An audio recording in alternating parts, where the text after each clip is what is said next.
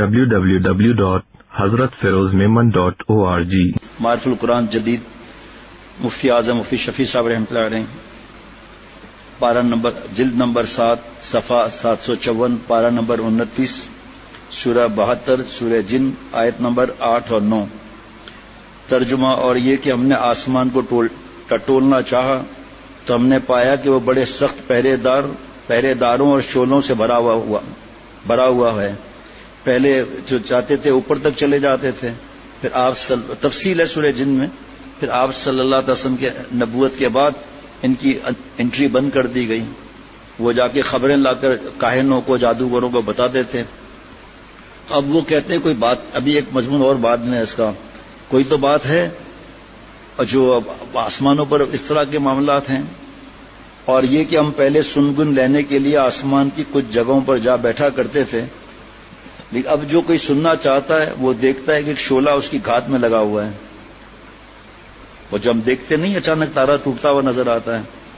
تفسیر میں حضرت مفتی اعظم فرماتے ہیں جنات اور شیطان کا آسمانی خبریں سننے کے لیے آسمان تک جانے کا مطلب یہی ہے کہ بادلوں تک جاتے تھے اور وہاں سے آسمانی خبریں سنتے تھے، اور دلیل اس کی ام المؤمنین حضرت عائشہ صدیقہ رضی اللہ عنہا کی حدیث جو صحیح بخاری میں بالفاظ ذیل آئی ہے۔ اما عائشہ صدیقہ رضی اللہ عنہا فرماتی ہیں کہ میں نے رسول اللہ صلی اللہ علیہ وسلم سے سنا ہے کہ فرشتے عنان السماء میں اترتے ہیں، جس کے معنی بادل کے ہیں، وہاں ان فیصلوں کا تذکرہ کرتے ہیں فرشتے جو اللہ تعالی نے آسمان میں جاری فرمائے۔ یہاں سے شیاطین یہ خبریں چراتے ہیں اور سن کر کاہنوں کے پاس لاتے ہیں، اور اس میں اپنی طرف سے 100 جھوٹ ملا کر ان کو بتاتے ہیں، یہی جو غیب کی خبریں بتاتے پھرتے ہیں عملیات۔ اور صحیح بخاری ہی میں حضرت ابو ہریرہ رضی اللہ عنہ کی روایت سے اور مسلم میں حضرت ابن عباس رضی اللہ عنہما کی روایت سے جو یہ معلوم ہوتا ہے کہ یہ واقعہ اصل آسمانوں میں پیش آتا ہے کہ جب اللہ تعالیٰ کوئی حکم آسمان پہ جاری فرماتے ہیں تو سب فرشتے بغرض اطاعت اپنے پر مارتے ہیں، اور جب کلام ختم ہو جاتا ہے تو باہم تذکرے کرتے ہیں کہ تمہارے رب نے کیا فرمایا۔ اس تذکرے کو آسمانی خبریں چرانے والے شیاطین سن لیتے ہیں اور کاہنوں کے جادوگروں کے پاس اس میں بہت سے جھوٹ ملا کر شامل کر پہنچاتے ہیں، اور پھر آپ کو پتہ ہے پھر اللہ تعالیٰ کی ناراضگی، پھر بعض تو شرک اور اس کے اندر گھس جاتے ہیں، وہ اور خطرناک معاملہ۔ یہ بھی سورہ جن کا ہے، آیت نمبر 1 اور 2۔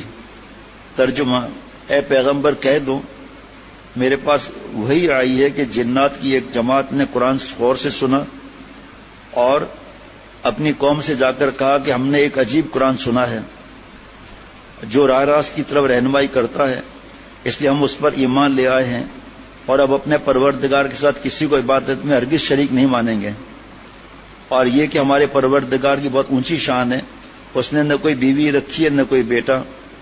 سورہ جن کے نزول کا واقعے کی تفصیل صحیح بخاری، مسلم شریف، ترمذی وغیرہ میں حضرت ابن عباس رضی اللہ عنہما کی روایت ہے کہ اس واقعے میں رسول اللہ صلی اللہ علیہ وسلم نے جنات کو قرآن بالقصد سنایا نہیں، بلکہ ان کو دیکھا بھی نہیں، بلکہ واقعہ یہ پیش آیا کہ آپ اپنے کچھ صحابہ رضوان اللہ علیہم اجمعین کے ساتھ بازار عکاظ کی طرف جا رہے تھے، اور یہ واقعہ اس وقت کا ہے جبکہ شیاطین کو آسمان کی خبریں سننے سے شہاب ثاقب کے ذریعے روک دیا گیا، اور جنات نے باہم مشورہ کیا کہ یا حادثہ جو ہم پر آسمانی خبروں سے ممنوع ہو جانے کا پیش آیا ہے یہ کوئی اتفاقی بات نہیں ہے، دنیا میں کوئی نئی چیز پیش آئی ہے اور جو اس کا سبب ہوئی ہے، اور یہ طے کیا کہ زمین کے مشرق مغرب ہر طرف میں جنات کے وفود جائیں اور اس کی تحقیق کر کے آئیں کہ یہ نئی کیا چیز پیش آئی ہے جو ہماری انٹری بینڈ ہو گئی وہاں۔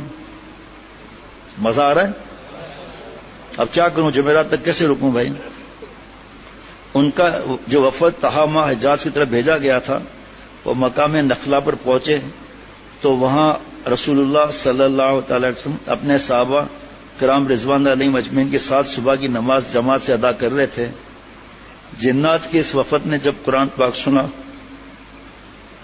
تو قسمیں کھا کر آپس میں کہنے لگے واللہ یہی کلام ہے جو ہمارے اور آسمانی خبروں کے درمیان حائل اور مانع بنا ہوا ہے۔ قرآن پاک گناہوں سے گناہ نہیں کرنا ہے۔ آج صبح جو بیان مضمون ہوا اور رات کو جو یہ عصر کے بعد جو بیان ہوا وہ بھی سننے جیسا ہے کہ عالم کون ہے، سنیں گے تو پتا چلے گا نا عالم کون ہے. اب دل چاہتا ہے اس کو جمعرات میں بیان کریں لیکن صفحات زیادہ ہیں. اب کیا کریں؟ فی الحال تو سمجھ میں نہیں آ رہا. کل کے لیے دعا کریں کہ عالم ہے کون. جس بات کو قرآن پاک نے منع فرمایا رک گئے, جس کو کرنے کو فرمایا کر لیا, یہ عالم ہے. اور جو عمل نہیں کرتا یہ جاہل ہے, یہ عالم نہیں ہے. جناب یہ لوگ یہاں سے لوٹے اور جا کر اپنے قوم سے یہ قصہ بیان کیا جس کا ذکر ان آیات میں ہے. انا سمعنا قرآنا عجبا. اللہ تعالیٰ نے سارے واقعی خبر اپنے رسول صلی اللہ علیہ وسلم کو ان آیات میں دے دی سورہ جن میں. اب اور اکثر مفسرین نے فرمایا کہ ابو طالب کی وفات کے بعد رسول اللہ صلی اللہ علیہ وسلم مکہ مکرمہ میں بے یار و مددگار رہ گئے تو آپ نے تنہ تنہا طائف کا سفر کیا. وہاں کے قبیلے بنی ثقیف سے اپنے قوم کے مظالم کے مقابلے میں کچھ مدد اور معاونت حاصل کر سکیں. محمد بن اسحاق کی روایت ہے کہ جب رسول اللہ صلی اللہ علیہ وسلم طائف پہنچے تو قبیلہ ثقیف کے 3 بھائیوں کے پاس گئے جو قبیلے کے سردار اور شہید سمجھے جاتے تھے. یہ 3 بھائی عمیر کے بیٹے عبد یالیل, سعود اور حبیب تھے. ان کے گھر میں ایک عورت قریش کی تھی. رسول اللہ صلی اللہ علیہ وسلم نے ان کو اسلام کی دعوت دی اور اپنے قوم کے مظالم کا ذکر کر کے ان سے معاونت کے لیے فرمایا, مگر ان تینوں نے بڑا سخت جواب دیا اور آپ سے اور کچھ کلام نہیں کیا. رسول اللہ صلی اللہ علیہ وسلم نے جب دیکھا کہ قبیلہ بنو ثقیف کے یہی 3 آدمی ایسے شریف سمجھے جاتے تھے جن سے کسی معقول جواب کی امید تھی, ان سے بھی مایوسی ہو گئی, تو آپ صلی اللہ علیہ وسلم نے ان سے فرمایا کہ اچھا اگر آپ لوگ میری مدد نہیں کرتے تو کم از کم میرے آنے کو میرے قوم پر ظاہر نہ کرنا. مقصد یہ تھا کہ ان کو خبر ملے گی تو اور زیادہ ستاویں گے, مگر ان ظالموں نے یہ بات بھی نہیں مانی بلکہ اپنے قبیلے کے بیوقوف لوگوں اور غلاموں کو آپ کے پیچھے لگا دیا. آپ جو لفظ لکھے میں وہی پڑھوں گا. آپ صلی اللہ علیہ وسلم کو گالیاں دیں اور شور مچائیں. ان کے شور و شغب سے بہت سے اور شریر جمع ہو گئے. آپ نے ان کے شر سے بچنے کے لیے ایک باغ میں جو عتبہ اور شیبہ 2 بھائیوں کا باغ تھا اس میں پناہ لی اور یہ دونوں بھائی اس باغ میں موجود تھے. اس وقت یہ شریر لوگ آپ کو چھوڑ کر واپس ہوئے. جو پتھروں کی بارش ہوئی, نالین مبارک خون میں جمع ہو گیا اور آپ صلی اللہ علیہ وسلم انگوروں کے باغ کے سائے میں بیٹھ گئے. یہ دونوں بھائی آپ کو دیکھ رہے تھے اور یہ بھی دیکھا تھا کہ ان کے قوم کے بیوقوفوں کے ہاتھوں آپ کو کیا تکلیف اور اذیت پیش آئی.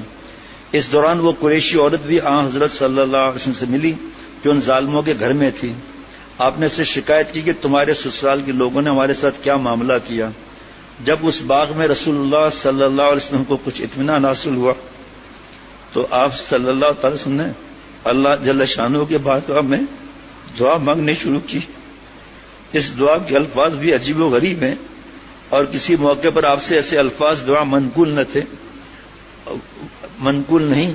وہ دعا یہ ہے, ترجمہ, یا اللہ میں آپ سے شکایت کرتا ہوں اپنے قوت کے ضعف اور کمی کی اور اپنے تدبیر کی ناکامی کی اور لوگوں کی نظروں میں اپنی خفت اور بے توقیری کی. اور آپ تو سب رحم کرنے والوں سے زیادہ رحم کرنے والے ہیں اور آپ کمزوروں کی پرورش فرمانے والے ہیں. آپ ہی میرے رب ہیں. آپ مجھے کس کے سپرد کرتے ہیں؟ کیا ایک غیر آدمی کے جو مجھ پر حملہ کریں یا کسی دشمن کے جس کو آپ نے میرے معاملے کا مالک بنا دیا کہ جو چاہے کریں؟ اگر آپ مجھ پر ناراض نہ ہوں تو مجھے ان سب چیزوں کی بھی پرواہ نہیں, لیکن آپ کی عافیت میرے لیے زیادہ بہتر ہے, اس کو طلب کرتا ہوں. میں آپ کے ذات مبارک کے نور کی پناہ لیتا ہوں جس سے تمام اندھیریاں روشن ہو جاتی ہیں اور اس کے بنا پر دنیا اور آخرت کے سب کام درست ہو جاتے ہیں. اس بات سے کہ مجھ پر اپنا غضب نازل فرمائیں. ہمارا کام ہی یہ ہے کہ آپ کو راضی کرنے اور منانے میں لگے رہیں. جن کے ہاتھ میں شفاعت ہیں تو ہمارا کام کیا ہونا چاہیے؟ پھر فلمیں دیکھیں گندی, فیس بک یوٹیوب میں ساری رات گھسے رہیں, نماز کا پڑھنا نہیں آتی, قرآن پاک پڑھنا نہیں آتا, گندے ناپاک ہر وقت رہتے ہیں. ہمارا کام ہی یہی ہے کہ آپ کو راضی کرنے اور منانے میں لگے رہیں جب تک آپ راضی نہ ہو جائیں. اور ہم تو کسی برائی سے بچ نہیں سکتے, نہ کسی بھلائی کو حاصل کر سکتے ہیں بجز آپ کے مدد کے. لا حول ولا قوت الا باللہ اس دعا کے آخر میں ہے. اب ربیہ کے دونوں بیٹوں, یار کمال ہے, یہ بیٹیوں لکھا ہے. جب ربیہ کے نوٹ کرو اپنے پاس صفحہ نمبر 5. جب ربیعہ کے دونوں بیٹوں عتبہ اور شیبہ نے یہ حال دیکھا تو ان کے دل میں رحم آیا اور اپنے ایک نصرانی غلام عداس نامی کو بلا کر کہا کہ انگور کا ایک خوشہ لو اور ایک طبق میں رکھ کر اس شخص کے پاس لے جاؤ اور ان سے کہو یہ کھائیں۔ عداس نے ایسا ہی کیا، اس نے جا کر انگور کا یہ طبق آپ صلی اللہ علیہ وسلم کے سامنے رکھ دیا۔ آپ صلی اللہ علیہ وسلم نے بسم اللہ پڑھ کر اس کی طرف ہاتھ بڑھایا۔ عداس یہ دیکھ رہا تھا، کہنے لگا واللہ یہ کلام یعنی بسم اللہ الرحمن الرحیم اس شہر کے لوگ نہیں بولتے ہیں۔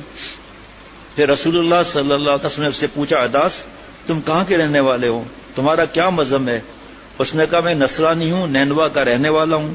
رسول اللہ صلی اللہ علیہ وسلم فرمایا اچھا تو اللہ کے نیک بندے یونس علیہ السلام کی بستی کے رہنے والے ہوں؟ اس نے کہا آپ کو حضرت یونس علیہ السلام کی کیسے خبر؟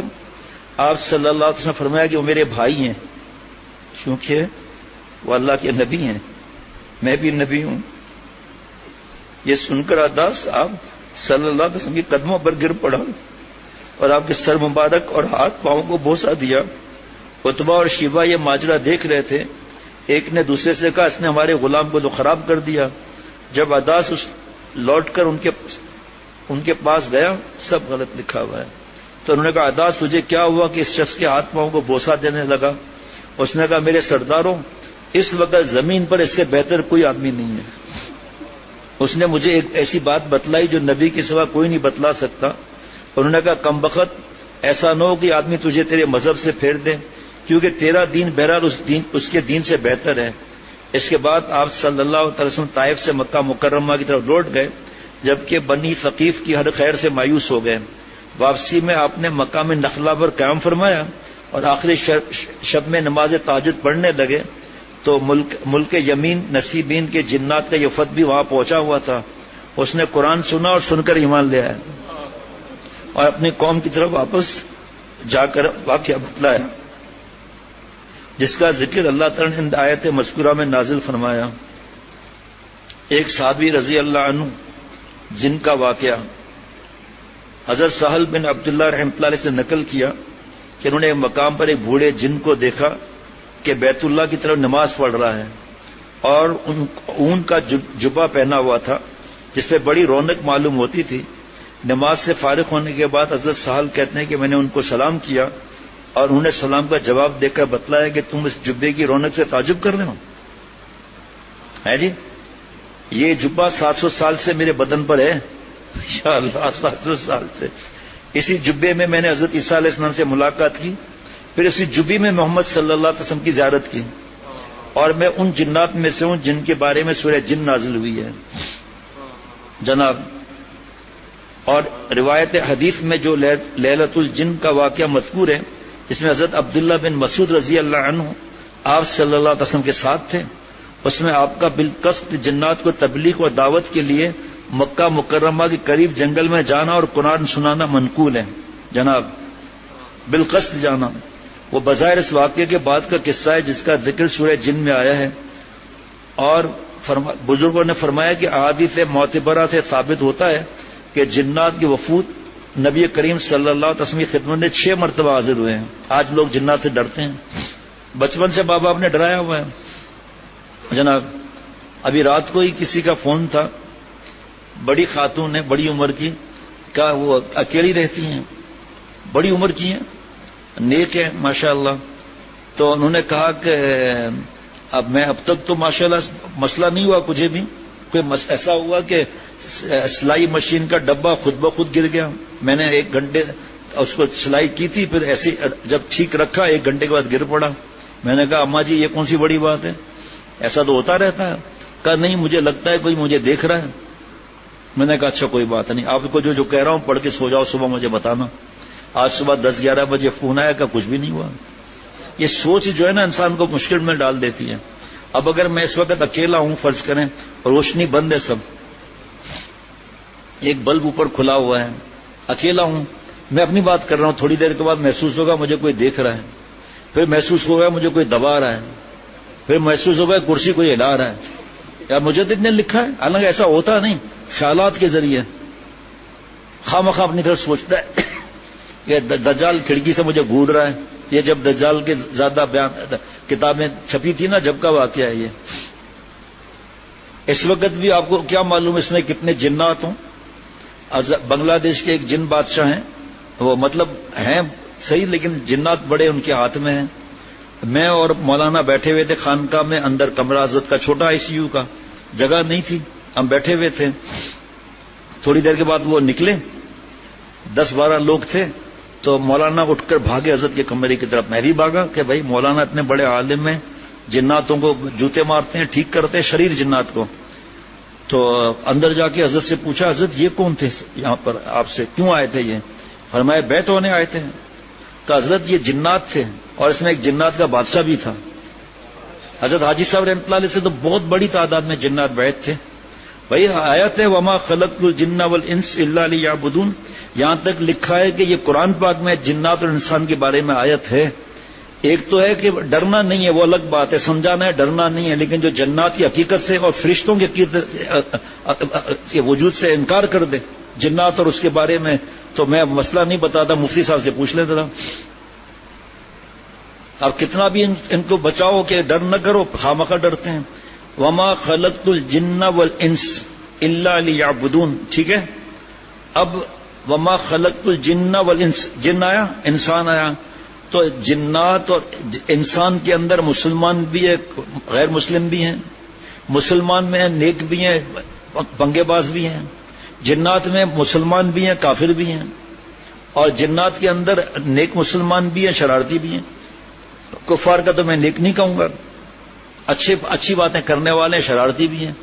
اب یہ عاملوں کو لے آتے ہیں، تو جو کونے میں جنات ہیں نا جہاں بھی، تو وہ پھر اپنی عبادت میں مشغول ہیں، وہ پھر ان کو چھیڑتے ہیں تو وہ مسئلہ کرتے ہیں.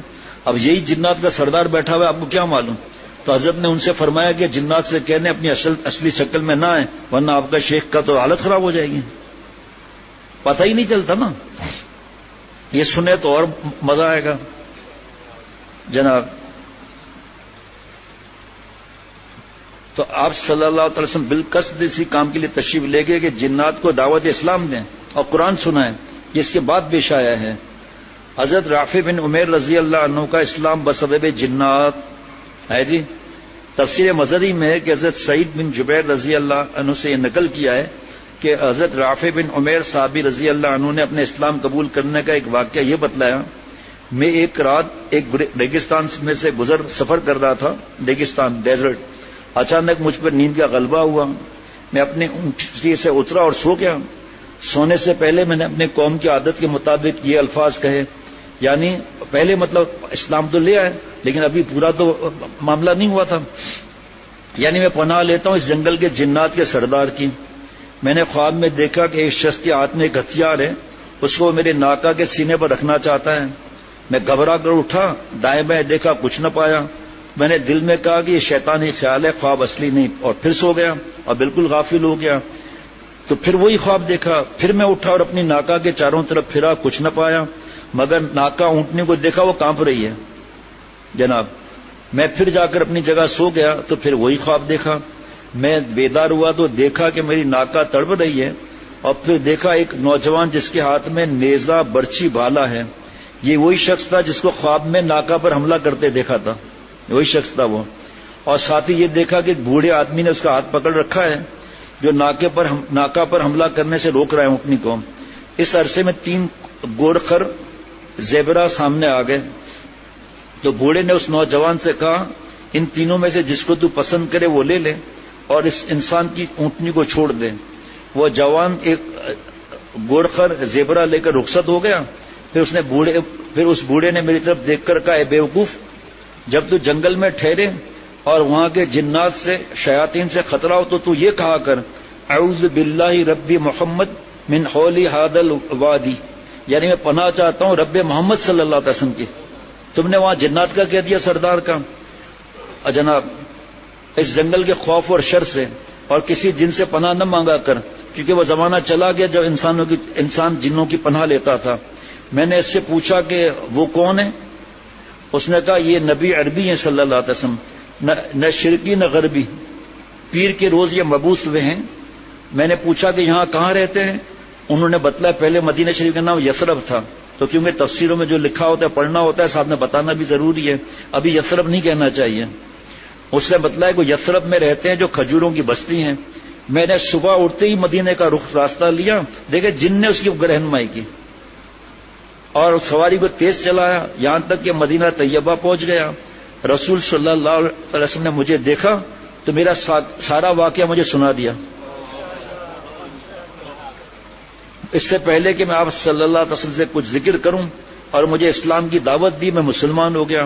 سعید بن جبیر رحمۃ اللہ علیہ اس واقعے کو نقل کر کے فرماتے ہیں، ہمارے نزدیک اس معاملے کے متعلق قرآن میں یہ آیت نازل ہوئی ہے، اور یہ کہ انسانوں میں سے کچھ لوگ جنات کے کچھ لوگوں کی پناہ لیا کرتے تھے، اس طرح ان لوگوں نے جنات کو اور سر چڑھا دیا